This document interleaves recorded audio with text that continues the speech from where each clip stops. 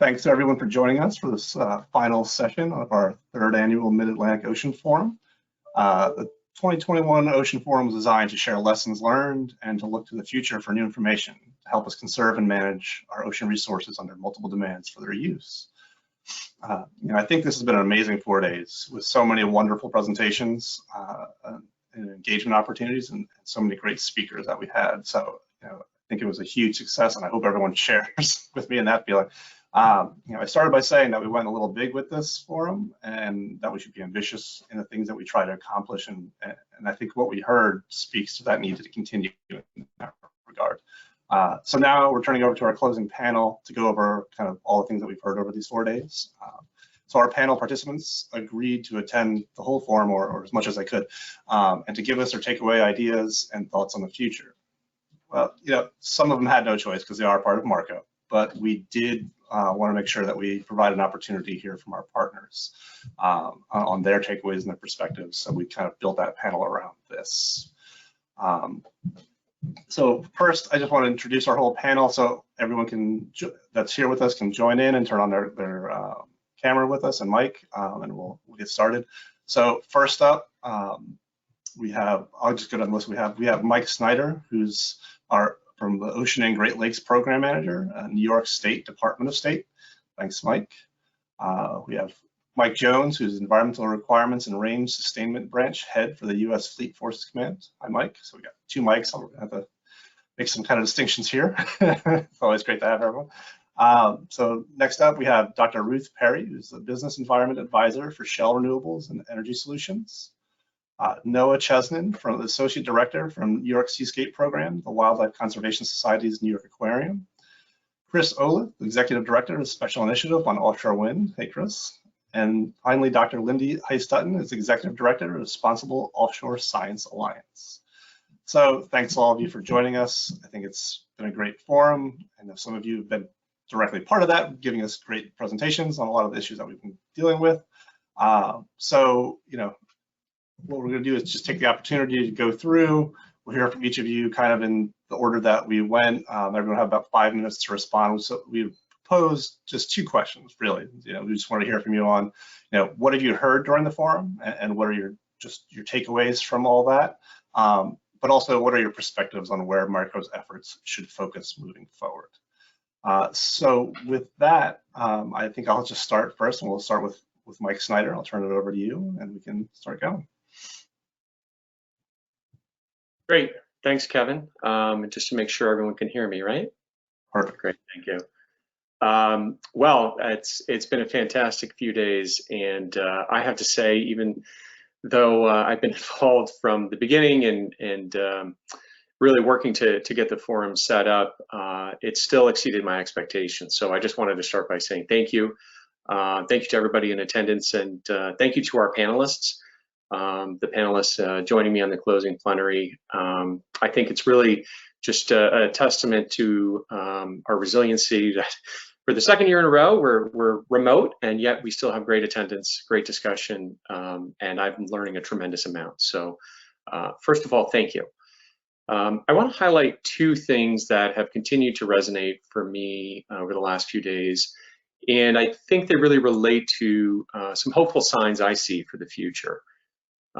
The first is something that I feel always comes through whenever we get together on ocean issues, and we just heard a whole panel that really highlighted this repeatedly, which is the ocean doesn't hold itself to the same sense of geography and boundaries that we do. So just this morning, we heard a number of times about the need to work beyond the boundaries on issues like highly endangered right whales, seabirds, fisheries, or even protection of designated marine areas. And as someone who's worked in government a long time, this can be a real challenge, because many of us who work in this space think of our activities and programs in terms of almost an assigned boundary or assigned geography. But the challenges and the species and the issues that we're concerned about don't necessarily respect those boundaries or conform to them. So even thinking about something as complicated as seabird migration, I loved that graphic of the seabirds basically traversing the globe. These are regional, even global species, and so our efforts really need to be advanced in light of what others are doing around us.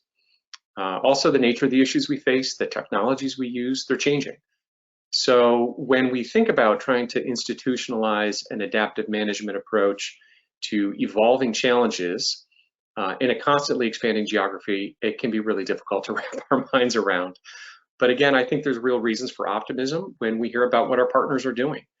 Like us in MACO and in government, you all are working to enhance and expand our understanding, to tease out underlying trends, to pull it all together in ways that can really help us take the next step into more ecosystem level approaches. So that brings me to my second main takeaway, which is where should we be going? And not surprisingly, that is enhancing our partnerships. Especially in the last year or so, it's been really tempting to focus inwards. We all have faced challenges professionally and personally. And in terms of ensuring we're positioned to respond and adapt to new challenges, that makes some degree of sense. But we know it can also be self-limiting, and it can really frustrate our attempts to address the challenges we face and the priorities that we've set for ourselves. So as the incoming MACO chair, my focus will continue to be expanding partnerships. And there's a great basis there. We have a tremendous infrastructure in MACO and a partnership network that has been the basis for a lot of really good work. What I think has really been reinforced to me these past few days is the need for us to continue to expand our thinking of who and how we engage with others and how we build our capacity to address these challenges. The good news is we have tools that we can use to help us. Again, we're meeting remotely, and who would have thought we'd be in this situation when we had our first forum? But again, a testament to our resiliency and adaptability. We also have new technologies emerging through ocean observations. So as we start to increase our partnerships with folks like Maricus and Ocean Observing System partners, we have the opportunity to bring a whole new suite of capacity and partnerships into the MACO discussion. They in turn have valuable partnerships with industry and academia, who are helping to fund to purchase the placement and maintenance of sensors collecting important data on existing platforms. I thought that was a tremendous panel we had the other day, talking about ocean observations and some of those partnerships. So working together to identify the needed data, to ensure that it's usable, and to translate that into management action, it's really in everybody's interest. So again, I think expanding our sense of how these issues tie together, it's going to continue to be a real need. And if we're going to be successful in having an adaptive and an inclusive approach, I think that can only happen through expanding our partnerships. So I know we're going to hear more from the other panelists on some of their perspectives related to that. So I want to provide enough time for them, but I'm happy to participate in the discussion. And again, I just want to thank everybody for a tremendous few days and looking forward to good things to come. Thanks, Kevin. Great, Mike. Thanks so much. Yeah, I mean, I think, as you were mentioning there about boundaries, it's making me think, we're usually talking about boundaries in that geographic and political sense, but I think there's a lot of boundaries that we've kind of established around what we do and who we engage with. So I think it's been clear there's a lot of opportunities there to expand that. So great. So next, I guess we'll turn it over to Mike Jones to hear from him. Kevin, appreciate it, and what a great 4 days you guys have put together. It's good to be back with the team. Just a reminder for some of the folks, I was on the RPBs back when we were setting up the data portals and doing a lot of the planning, and I was representing the Department of Defense back then, so it's good to be here and seeing a lot of familiar faces, hearing a lot of familiar voices, and I do appreciate the 4 days that you put together. I participated in most of it and heard some excellent presentations. Just to give you guys a little perspective of me, I work for the Navy. I'm in the environmental department with the Navy, specifically at U.S. Fleet Forces Command. So as we heard from a few of our members, we are a user of the ocean. We're operational in nature. So we come from this issue with a bit of a different perspective. And it's good to have all the different perspectives around the table, whether they be regulatory, science, or user in nature. So it's good to have those around the table, and I'm glad to hear that we saw some of those presentations this week with the fishing community, with the commercial shipping community. Obviously, the Coast Guard is very interested in navigation, as are we. But our mission at Fleet Forces Command is to man, train, and equip the Atlantic Fleet. And then when it comes to defending the homeland, it is our job as a combatant commander to defend the homeland when called upon to do so. So the ocean certainly plays a key role in where we operate, where we train, where we test, and all those types of things. We're required to get permits in order to do that type of work. Those permits come on a 7-year cycle. So on that 7-year cycle, we use the data from the data portal, and we talk to all our teammates that are around this table in order to make those wise and informed decisions that we've all talked about this week as we move forward to get what we will call the Atlantic Fleet Testing and Training environmental impact statement that we do. Traditionally had done it on a 5-year cycle, and now it's been moved to a 7-year cycle through legislation. But still, every 7 years, as we know, things are changing. Species are adjusting and moving based on climate change and other factors. It's so good to hear the presentation today on the North Atlantic right whale, being that is such a significant issue for us. The mitigation I heard today, slow down. Yes, every week we're putting out what we call dynamic management areas to our ships and to our ship captains, and we're telling them based on the data, here's what we're seeing, here's the speeds that we believe you should go to try to avoid and minimize any type of impact that we may have. But the big things I heard this week was I heard wind energy. Obviously, wind energy is going to be something that's moving forward. The Navy, as other folks, have concerns about navigation, radar interference. And I was so glad to see that we've already taken this into account. We had several presentations on just those exact topics, navigation and radar interference. Climate change, certainly an issue that is near and dear to the Department of Defense and near and dear to this group. We at the DoD have just updated our climate change Department of Defense strategy. I just got it last week for internal review. Certainly will take things that I learned during the week and incorporate it into my comments back up the chain of command so that we can have a strategy at the Department of Defense that is adequate to meeting the challenge. Some of the things I read within this strategy were, obviously this is happening. Climate change is happening, and we know it. So infrastructure is something that we put into our strategy. Not something that should be surprising, but we need to build to the future. When our piers are being modified, they're going to need to be modified a few inches taller. Our facilities where the Navy is, they're all floodplain type land area. So therefore, we've got to build to meet the challenge. One of the challenges, though, that we're very concerned about is earlier in the week, on the first day, we talked about Naval Station Norfolk being the largest Navy base in the world. Yes, it is. 80,000 people, sailors, contractors, civilians, Marines, they come to work there daily. One of the challenges that we're going to have is not necessarily we could build our way out of, or we claim to be able to build our way out of sea level rise on the naval installation, but how am I going to get 80,000 people to and from Naval Station Norfolk every day with the road infrastructure if I don't work collaboratively with the local community, with the state, and with the rest of the federal partners? So those are obviously things that we're thinking about.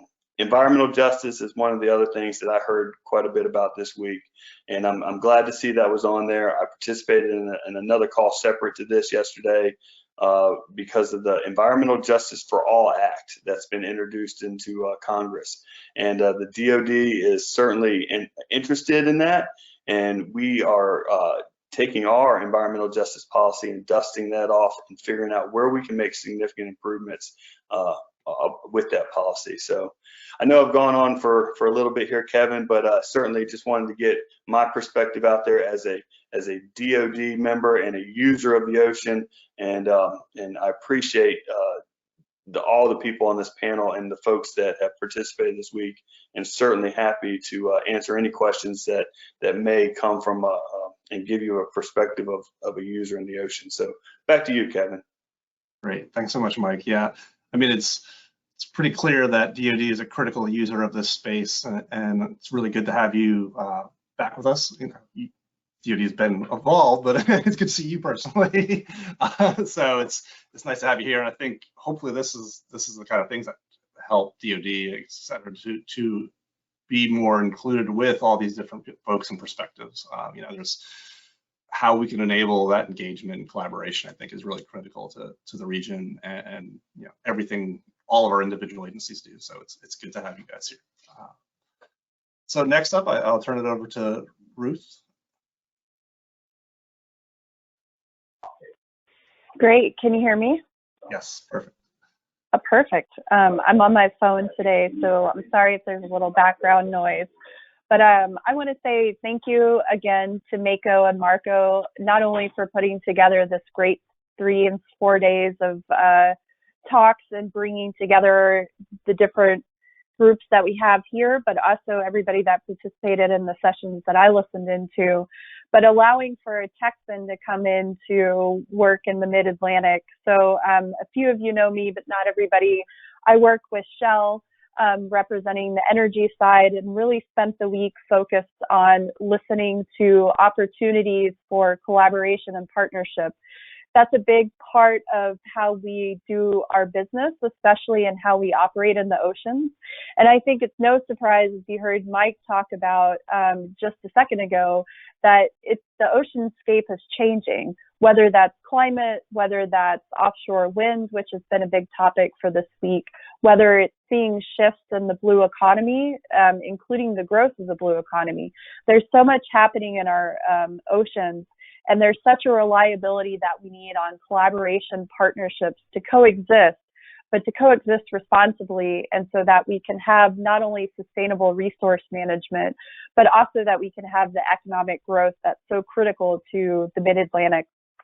So really what I heard today and over the week was opportunities for partnership and how we can use partnerships as an opportunity to fill data needs in the Mid-Atlantic, and do so in a way that brings together the skills of the membership of Mako, Marco, and Maracus, the Integrated Ocean Observing System side, to really bring together this unique assemblage of stakeholders. And we can partner in a way that doesn't have to reinvent the wheel, but really look at how we reinvent partnering in itself. And how can we do so that really makes a collective impact on how we observe and how we operate in the oceans in all of our respective spaces. So that's really kind of, you know, what I picked up, the forefront of opportunities. The session that I participated in, but also a couple sessions that I listened into, in terms of how we can work together to fill data gap needs. This is something that Shell has spent a lot of time working with IUS on, and I know Maracus is really an opportunity where we can bring in the data needs, but also bring in the opportunity for how we share and make data more accessible and available, because that really is going to underpin our knowledge about what's happening in the oceans. And it's really going to underpin how we do responsible coexistence of ocean uses and ocean resources. So really what I came away is that there's a unique opportunity that we can partner and we can help address a comprehensive assessment of the needs for the Mid-Atlantic region. And so that's what really makes me excited, is how we can get together, how we can support data collection, whether that be the offshore wind industry providing opportunities to collect data in the way that we're going to do our operations, whether that's even the energy and the military and the universities and my fellow panelists working together to test new technologies even. So there's so many opportunities, and really all of those opportunities are fundamentally supported by the way that we think about how we partner. So that's what I pulled together, and that's what I pulled away from this week. And just looking, it's got me really excited because there's so many opportunities here, and really looking at how we can utilize Mako, Marco, and Maracus to bring together all of these unique interests, and to do so in a way that we can really re-envision how we collect data on our oceans and how we use that data to make informed decisions moving forward as the blue economy grows, as the oceans and its resources shift, and everything in between those two things. So really looking forward to the after actions from this great week. So I'll leave it there and pass it back to you. So thank you for the opportunity. Great, thank you so much. Yeah, there's clearly huge opportunities that we have here to kind of move data information forward, how we do that collectively to make sure that data is getting used and is available to as many people as possible. I think that's pretty critical to the region and has been for a while. So it's good to see so many opportunities coming up. Great, so with that, I will turn it over to Noah. Thank you, Kevin, and hi, everyone. Can you hear me? Perfect. Great. Thank you for this opportunity and really to add my voice to the chorus of other participants in this panel. It's really incredible to see Mako and Marco convene such a diverse array of stakeholders to bring together all of the ocean users and decision makers over the last 4 days for what has felt like, and I think, Kevin, you even said this, drinking from a fire hose, covering such an incredible array of information that's really critical at this time. And really kudos to the staff and to the Mako board for making such an in-depth discussion possible this year after so many challenges. And I think one of the key takeaways that I've had, just the array of information that's been shared here, whether it's high frequency radar and animal telemetry and how to combine multiple sensors on, opportunities for collaboration across sectors for some of that scientific research, whether it's, the 3 billion birds that we've lost since 1970, or the 25% of right whales in the last decade, and yet we've known about that for about 5 years. Or even just the opportunities to really downscale models. These discussions have covered a wide breadth of topics, and so it's been very helpful to sort of have that overarching view, while also, I think, making time for a discussion, a really important discussion about what our values are. The discussion around ocean justice, I was, and on behalf of WCS, very pleased to see that this is taking place here, and I think there's a lot to be done to drill down into this and think creatively and proactively around how Mako and Marco can start to take actions around some of the principles articulated by the administration and by many of our organizations and states and governments to really not only think about how to incorporate and collaborate with historically marginalized communities, but also, I think, as Dr. Leonard articulated, this idea of reframing to think about who benefits and how the benefits could be conceived of for the ocean, not just for human-centered needs. So lots of really useful ideas and initial conversations starting this week, but I think there's more for Marco and Mako to do to drill down into that. And then lastly, as the discussion that was happening this morning focused on marine life and marine resource protection, the administration has released the 30 by 30 report, which I think really sets out some, we're starting to drill down into that in WCS, but just the approach and having principles to sort of tee up what the framework can be, looking specifically at the need for other areas of effective conservation management so that we can balance sustainable uses and conservation. This is something that Mako and this regional ocean planning effort has always tried to do, is balance sustainable uses and conservation. So this provides a framework to bring people to the table, to bring decision makers to the table to do that work. As just to put specifically that my WCS hat on, so the Wildlife Conservation Society to most New Yorkers is maybe the New York Aquarium or the Bronx Zoo. We have both a platform to educate and inspire, but we also use the kinds of materials that Mako and the Marco data portal, for example, are putting forward with school groups and teachers. We're also we have scientists that are doing original research on marine mammals, on sharks. And so there's a way to think about partners in different ways. And so as Mako is thinking about how to establish new partnerships, think about ways that either we've historically engaged certain communities in one way, there's new ways to do that. And so I look forward to a discussion about that going forward as well. So I think we'll have a little more time to discuss across, so I'll pass it off back to Kevin for the other participants. Great, no, thank you so much. Yeah, there's clearly, I know, a lot of the species and ecological side of things, we do have a lot of challenges that we really need to step up on, and I think, we can look at some of those opportunities to help us address those, I think, right?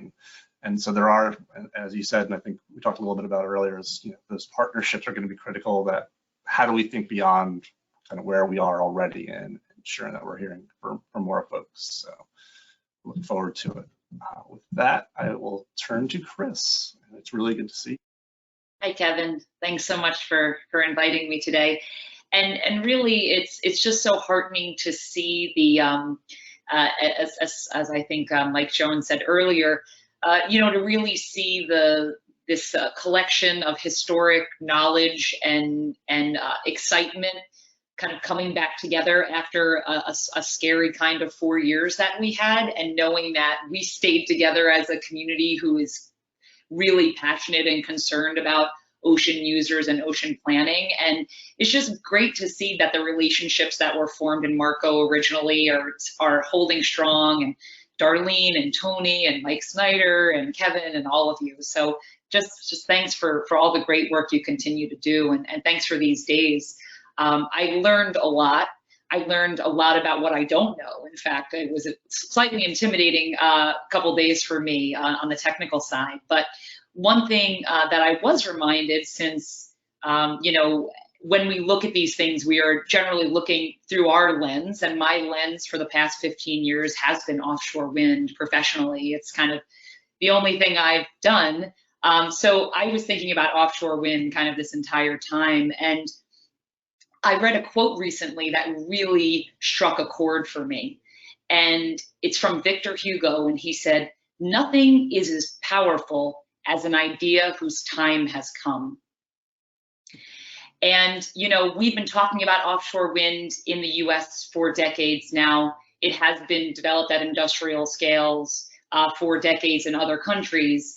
And I'm wondering if now is the time.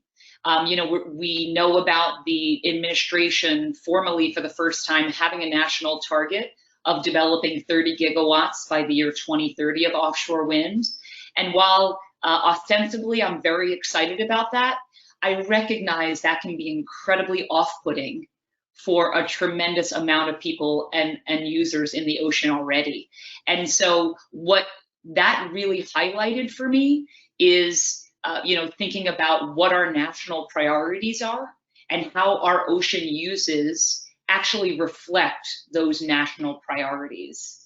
From where I stand, it seems we haven't fully aligned what our priorities are with the existing uses.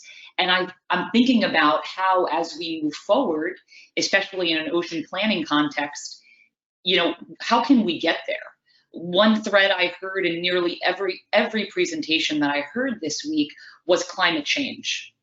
Offshore wind is the only utility scale resource that is ready to be deployed to help fight the challenges we have with climate.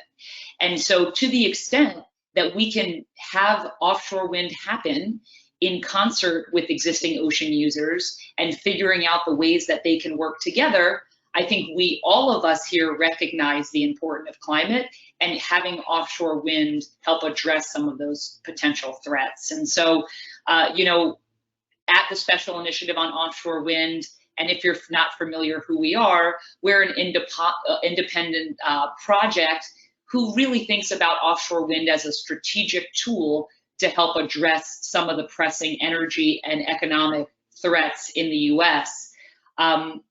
We're really interested in elevating the planning conversation and really actually kind of creating a bigger table for more of us to sit at. We've seen some tremendous work by the states and BOEM to advance conversations around the intergovernmental task force structure. there are shortcomings of that, I think, that we're seeing. And as we think about the next generation of offshore wind and really getting to those goals, I think we need to have a new table at which we sit. And I'm doing a lot of thinking now and would love to invite anyone who's listening to reach out to me to think about how we can develop and build on the relationships that we have put together. And I think Mike Snyder was absolutely right in saying that, is like, that has been a huge benefit to so much that we've done and continue to do. And so as I think about, I was thinking this morning, what am I going to say to all these smart people? What am I going to say?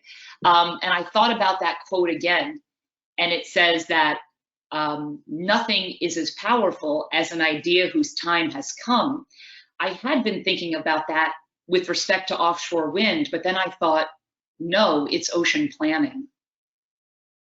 The time has come to bring the users together in a comprehensive and collaborative way that truly gets to the heart of fulfilling our national needs, priorities, and targets. And so with that, I am super inspired for the work we're all doing and want to pass it back to Kevin. Thank you very much. Great, thanks so much, Chris. Yeah, I know that's, we have been looking at wind as a driver of a lot of these issues that we've been dealing with, and it almost feels there is a disconnect. It's not just some novel thing that we're just going to try out. There's a real goal behind trying to do this at such a scale. So it's, how do we though deal with that? There are a lot of those, like you said, there's tons of existing uses that we have to manage and work together with. We always say it's a huge ocean, right? But every time you take a look at the data portal, it's a very crowded space. So there's a lot of overlap. So figuring that out will be critical. So. With that, I will turn over to Lindy. Great, thanks, Kevin. Thanks first to Mako and to Marco for the opportunity. Both I spoke on Tuesday, and I appreciate the opportunity to be as part of that group and the opportunity to speak now in our closing plenary.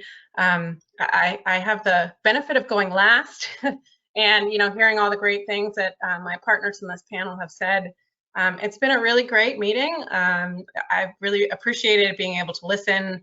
I'm a scientist by training, so some of those real technical talks I really appreciated and got really excited for. And I think for me, the takeaway is that we have a real need for innovation, both in innovation in how we operate and coordinate and build our partnerships, including thinking about some of these really important issues like equity and justice. And I really sincerely appreciate the folks that planned this meeting for making sure that that was something that was key in our discussion. So I think that was really important and really timely. And I also think we need to be innovative in how we answer our science questions to help remove some of the uncertainty and make informed policy and regulatory decisions. I think there is a lot of uncertainty of where we move forward with climate change, with new ocean industries, with just everything that's going on. And the more that we can be innovative in approaching these challenges, I think the better. We need strategies to build partnerships at various levels among scientists. There was, talks talking about, the ability for scientists to share their information, really helps, build partnerships in policy and among industries. And so I sit in between, offshore wind developers and fishing representatives, and they, it's two very complicated industries. And we're trying to work out some of these challenges and work together and think about kind of science and how we can answer some of these questions. We need to think about our strategies and innovative ways to avoid redundancy and really prioritize how we use limited resources. There is a lot of funding and time and effort that's needed to do all that we'd like to do. And we need innovative ways to address this. I think there's a challenge that, we just need to prioritize, kind of figure out what the near-term needs are and also think ahead to the future and how we answer some of these questions. So, my job at ROSA is to work with, everyone here, everyone in this meeting and folks that weren't able to attend to think about these things. And although our focus is on offshore wind and fisheries, there's a real recognition that that doesn't happen in a vacuum. It overlaps with, all of our ocean planning concerns, our equity and justice issues, our community concerns, all of these. And so I really look forward to continuing to work with you all on how we address these challenges, how we can be innovative and thoughtful and forward thinking. And again, I just really appreciate the opportunity to be here. Thanks. Thank you, Lindy. It's always helpful. And, you know, like, we are getting there, right? I think so. So your entire reason for you know, the responsible offshore science lines is really how do we address those science concerns? How do we bring that to the forefront at a large enough scale to address those things? And you know, and I think that science to policy kind of translation really has to be critical to how we do all these things. Now, we've seen huge amounts of tools and data over these days, but how do we make sure that we're using that properly? How do we make sure that we are getting that to more people so that they're aware of it? So, you know, I think it's daunting, but you know, it's also really, really exciting. You know, it's really great to see, like as Chris is saying, you know, maybe the time has come that this is at a space where we can really advance all of these things in a manner that's going to address the greatest goods. So with that, you know, I just want to open it back up to everyone else to, you know, if there's things that you want to address and talk to one another here on the panel. I know we've gone through a lot and there's been a lot of things over the days, so I want to definitely give that, you know, initial opportunity to whoever wants to jump in, and if there's any responses or comments you guys want to have. I'm looking at you, Mike. I know you got things to say. I knew you were, Kevin. And you know, I can always talk. It was tough to keep it to 5 minutes early. Yeah, you know, you said something earlier, Kevin, and a couple of things kind of hit me as folks were talking. You know, I think in a sense, the way to really be successful in all of this is to grow together in a way that's intentional and that's personal. And I think, you know, to the degree, Kevin, that, you know, you were even acknowledging Mike's return, as it were, or, you know, Chris was speaking to the history and the work that we've done through the years. I think that personal connection is what really builds the strong relationships, and the strong relationships is what really builds the partnership. And that's what's going to get us through. But again, I think in order to do that, we have to be intentional. And thinking about the panel on DEIJ in particular, you know, that intentionality and that personal connection is what's really important. And I think if we continue to really focus and to bring those two elements together, I think our partnerships are really going to grow in ways that right now, you know, we can't even really conceive of. So I think it's exciting, but again, I think we have to continue to be intentional about it. It's easy to say, it's hard to do. And again, I think that's where that personal touch really helps us make it happen on a day-to-day and you know, person-to-person basis. So just wanted to share that reflection. Hey, Mike, I'd just jump in there and say, and sometimes progress seems slow, and we can't be discouraged because of the progress or lack thereof. But over the past, I don't know, 8 years now, I've seen a lot of progress out of this group. But sometimes you feel like you're just really having to wade through a tremendous amount of issues in order to get there. And oftentimes a lot of folks that are dedicating a lot of time to work on the work groups here and the different issues that we're working on, it's not always their day job. It's not necessarily their thing that they do. They still have permits to issue, or they still have other research to do, or, you know, in my case, you know, some Navy type work to do. So yeah, I just say, I echo what you say, Mike, persistence and, you know, keeping this group together, hopefully in person at some point where we can establish again some handshakes and some pats on the back and exchange phone numbers again and emails where we could talk offline. I know when we bring the group together and we have a lot of the NGOs show up and they give good comments. I know we had a public listening session during this group, or this week, but when they come in person and those comments come from their groups, whether it be a surf rider type group or another type group, they have good organic comments that we as a larger body need to take and to into account. So it's good to see those people and talk to them offline, not necessarily always during the public listening session. So I think the in-person has a lot of value, even though it has been good, Kevin. This go to meeting format has worked well. Over. Thanks, Mike. Yeah, I mean, it's good, and I know I'll admit there's a lot of burnout with these platforms after a year of doing this. And it does make those conversations challenging. I still don't think we've gotten to that point where we, a lot of these relationships that we've had before this, and while this does help us because it helps us reach a larger audience, right? So it's really great, and I think this will continue to be part of these platforms. But I think acknowledging those interpersonal relationships and just being able to talk with someone on a sidebar and do things really helps advance things. So I think that should just go without saying, is that we should make sure that we're doing that on a day-to-day basis, right? Pick up the phone, send us an email. We're always willing to work on this stuff. Like I said, we have been working a long time on this, but and I think we get stuck in a space where we're working so much on it but maybe folks don't see it. So we have to get better about also showing that as well and talking to folks about what's actually happening. So.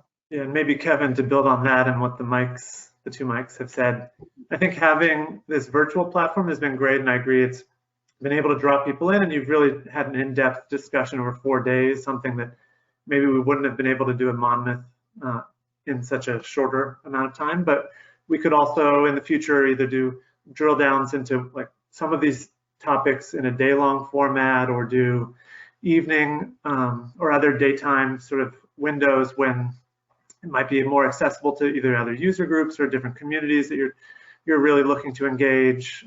So thinking creatively about how to blend, as hopefully we are able to join in person and show our shoes in person, but also blend with virtual programming still, because this has still been a very rich way of engaging, but finding ways to use new times and formats to reach other audiences and communities.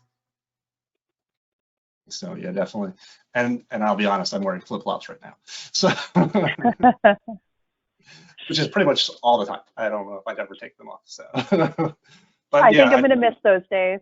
Yeah, I heard recently that some of the larger offices are offering perks like office slippers if you come back to work, because people are like, I'm not wearing shoes anymore. It's just not happening. Those had better be some nice slippers. I don't know. But I think acknowledging what Noah's saying there is, and I think that has to be part of this too, is how do we reach groups that we're not used to reaching, right? So a lot of us are engaged in this because while some of the stuff we do is not necessarily our day job, we're very committed into this space, but all of these things touch a huger audience. So how do we make sure that we are reaching people to understand what's, and a different perspective on what's happening there and how it can help or not. So yeah, Kevin, and do it in a way that, go ahead, Chris. So just to say that, I was thinking about that also, and at the special initiative, thinking about this broader table that I kind of have running around in my mind that's bigger than a state kind of a focus or a federal focus, and being able to draw in, NGOs and the fishing community and those who may be underrepresented. I mean, it was kind of mind-blowing a couple weeks ago to see Rhoda boycotting the task force meeting. And I think that was kind of, for me, like really emblematic of a bit of a breakdown we're having in some of these more traditional settings. And so kind of reimagining what that looks like, broadening the table. And then as you were just saying, Kevin, it's like, we don't know what we don't know about who needs to be there, and figuring out new ways to do that as a community, I think is one of our biggest challenges. Mm-hmm. Yeah, I was going to go exactly where Chris is going. It can't be just about listening. It can't be providing a forum where we just sit and have a listening session, right? We have to take that listening and like Lindy said, in a thoughtful, innovative way, turn that into planning and doing so responsibly, or turn that into research and data directives that we can go and answer and fill the gap, right? And so I think we get so used to talking to ourselves that we forget about these other communities, underrepresented groups, or like you said, Kevin, there's so many more people that are touched by what happens with how we manage and plan how we use the oceans, right? That we forget about because we get caught into the same table, the same conversation, the same way of listening. So that's what I really, is how do we do that? I know that's something that we've been looking at. I sit on the U.S. National Committee for the UN Ocean Decade, and this is a big part of the Ocean Decade in terms of how do you hit those not only national, like Chris was talking about, but global sustainability goals that are so key to the way that we rely on the oceans, whether that be reliability for energy, for food, for living, for work.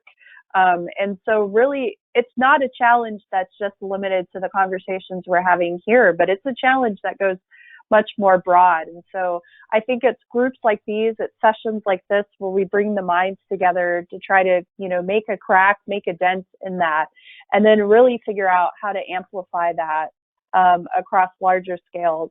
This is something I keep seeing Lindy in my camera view, but this is, at the heart of with ROSA, where it took a few of us getting together to say, we know that there's significant gaps in our understanding of the impacts of offshore wind and fisheries. How can we solve that through science and data? And that organization's really taken a unique approach to bringing together two industries to the table, but also our federal, state, and community partners that are really invested in figuring out how to do that and do so with a thoughtful way using science and data. So how can we do that more broadly around, like what Chris said, with planning around oceans? And so I think it's a unique opportunity that we have to not continue to come and say the same things, but really have those hard conversations where we can figure out how to make it actionable and innovative at the same time. So I think that's what I'm really excited about. I think, what Chris said, the opportunity to me is not planning, but it's really the innovation and how we have this dialogue and how we make what we're talking about here, turn that into actions, and really understand as a community how we're impacted by the oceans, but also how we use the oceans. So that's what gets me out of bed today, not out of my slippers, because I do enjoy wearing my slippers to come sit in front of the computer like today. But yeah, I'm really excited about that. And I think, the whole network that we have in the Mid-Atlantic between Marco, Mako, Maricus, Monmouth, our NGO partner, Special Initiative, ROSA, we have a real opportunity here. So that's what I'm excited about. Great. And if I could follow up on what Ruth said and some of the other points that were made. I mean, I think Mike made a great point about, sometimes progress feels slow. I think that's at the flip side, sometimes things are moving at light speed of how things are advancing. So sometimes we feel like we're slow to make progress and we're always trying to catch up to what's going on. And so I think I appreciate Chris kind of acknowledging some of the the concerns that have had, the fact that the fishing industry boycotted the task force meeting is important to acknowledge and to recognize. And I think we need to think about ways to communicate outside of those of us that are doing this day to day, and to echo what other folks have said, of kind of thinking of those other strategies to get to other groups.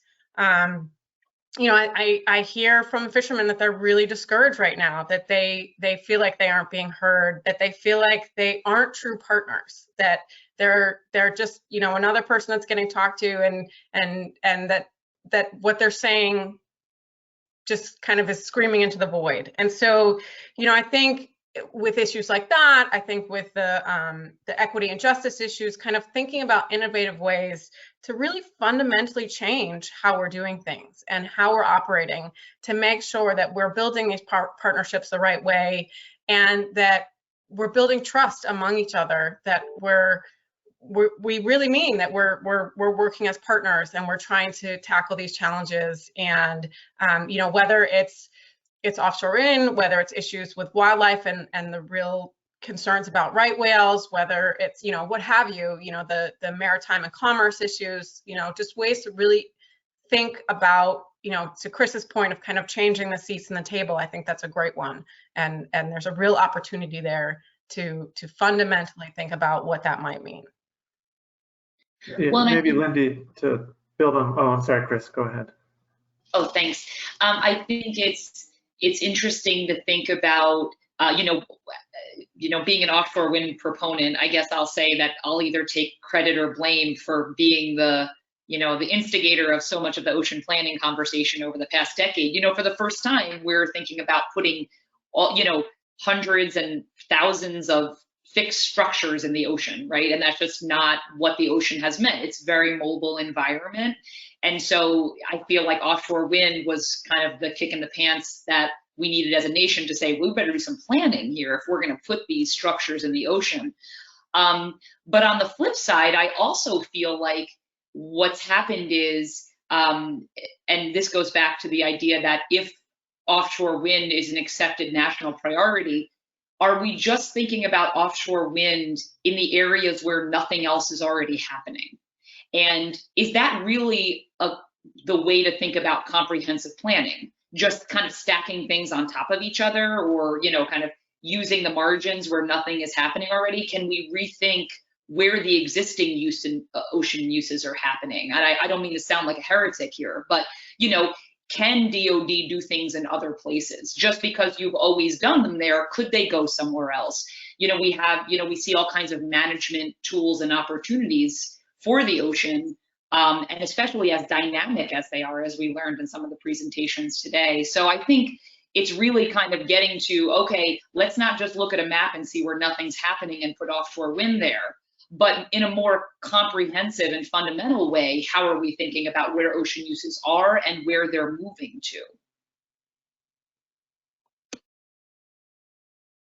I think you were jumping in before, so I didn't want to. Yeah, I wanted to maybe respond a little to what Lindy was saying, so not to bypass the importance of what Chris was raising, but I think one area where I've seen a lot of consensus through the 4 days of meetings is the need for really long-term sustained ecological monitoring, how that can inform fisheries management decisions, how that can inform understandings of the impacts of wind on habitat and wildlife and fisheries.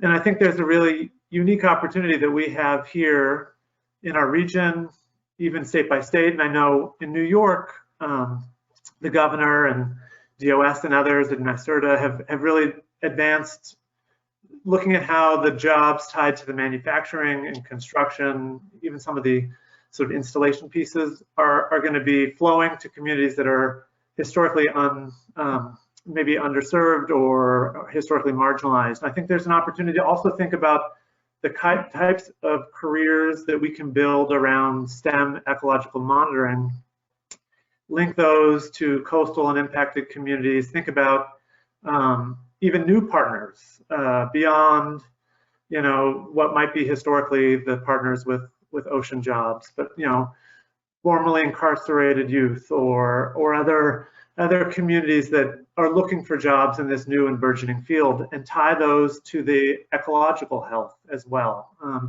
and find training programs that can build that capacity so that we have the species observers and the habitat modelers that really reflect the diversity of our communities across the mid-Atlantic. So I think there's work that's happening in great ways, but I don't know if that's been yet applied to this important question of building that core of people that are going to be doing this longer term ecological assessments and monitoring to make sure we really live up to our aspirations and the vision we have for what this development and sustainable use in the mid-Atlantic can look like.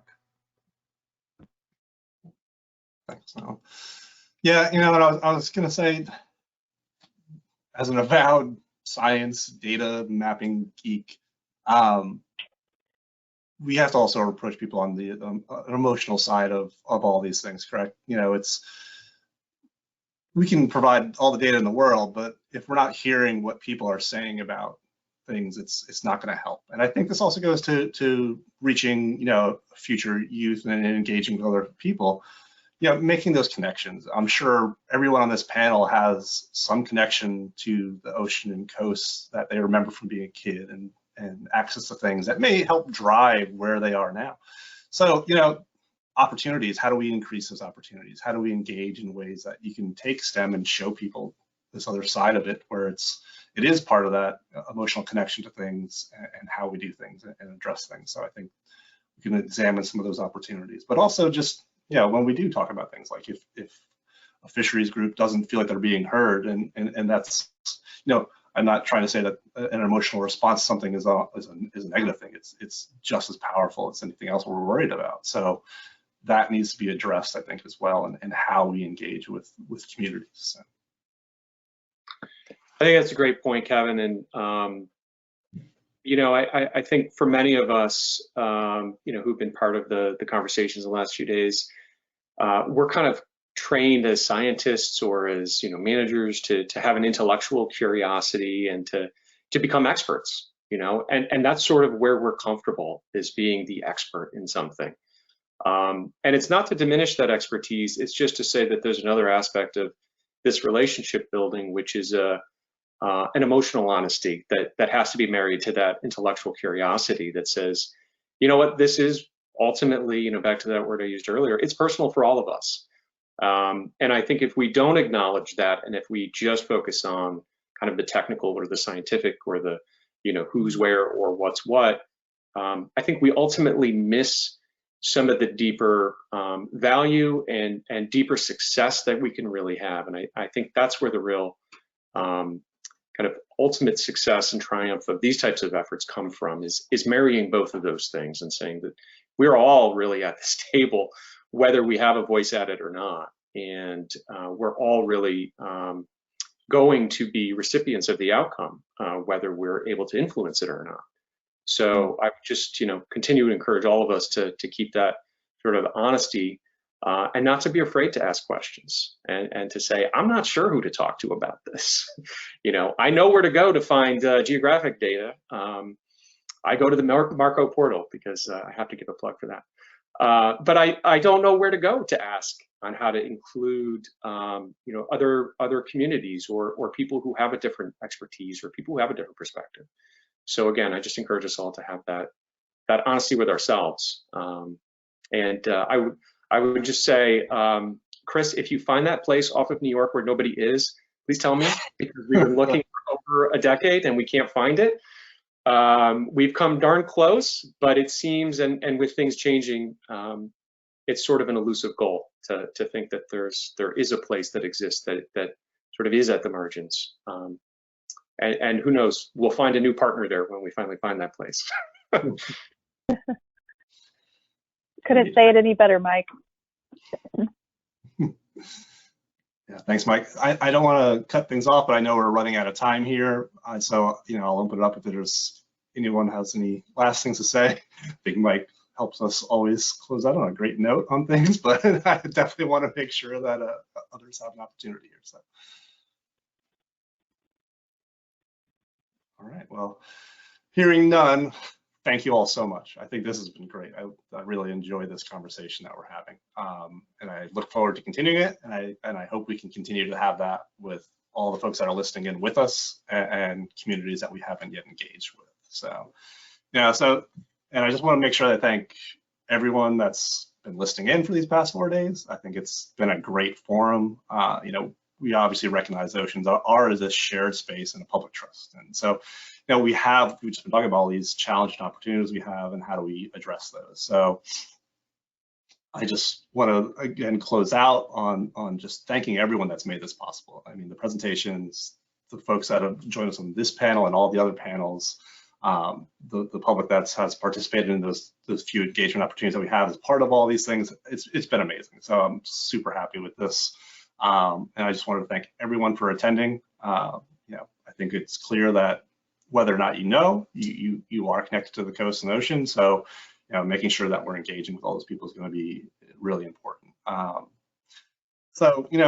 Just thinking about it, it's essential that all these state agencies and federal agencies and all the tribal nations and the fisheries management councils, we have to continue to work collaboratively in this space and understand those things that we don't know yet, like the unknowns, the unknown unknowns that we have to try and figure out and address.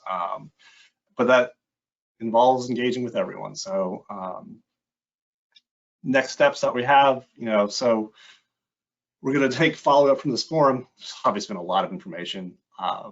Most of the presentations and videos will be posted shortly, which I know I'll be honest, I will go back through and look at some of them. It has been a lot of information, and I think that there'll be a great resource in the future too for folks to check out. Some of those sessions were not recorded in the same manner because we wanted to make sure we had these open opportunities for people to discuss things. But we have been taking notes over the whole thing. We've been capturing everything that's been in the chat boxes. We're going to take that information, distill it down, kind of a high-level summaries of all the things that we've heard, and some of the kind of the next steps we think we can take, and we'll provide all that stuff on our website as well. So, I want to just thank everyone again for coming, and I hope you found this forum as incredible as I did. Mike mentioned he is stepping into the chair of MACO coming July, I guess we officially, unofficially. So, this will be the last time I'll be kind of chair as a forum, but I'll be here as always. As Mike Jones alluded to, we've been doing this stuff, and Karis and everyone, we've been doing this stuff for a long time. We'll still be around. We are these consistent rocks that are here, and I look forward to continuing these opportunities to engage. As always, on the screen you can see, please send us emails, contact us if you have our information. Always feel free to reach out to me directly. I'm always up for talking with anyone on this stuff. And then also our website's there. That'll be where all the things are hosted. So with that, thank you all for coming. And I think, it'll be great working with all of you to meet all these challenges. So thanks again, everyone. And thank you, Kevin, for being a great chair. And thanks to all the panelists. Great job, everyone. Yes. Thank you. Bye, everybody. Thank you. Thank you. Bye-bye.